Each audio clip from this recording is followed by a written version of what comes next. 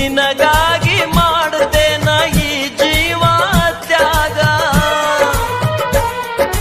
ನನ್ನ ಮ್ಯಾಲ ಹಕ್ಕಿಲ್ಲ ಕೆಳದ ನೀ ನೋಡ, ನನ್ನ ಮಾರಿ ನೀ ಮರತ ಚಂದಿದ್ರ ಮಾಡ. ಮುಂದಿನ ಜನ್ಮ ಅನ್ನೋದಿದ್ರ ಆಗೋನು ಜೋಡ. ನೀ ನನ್ನ ಹಣೆ ಬಾರದಾಗ ಇರಲಿಲ್ಲ,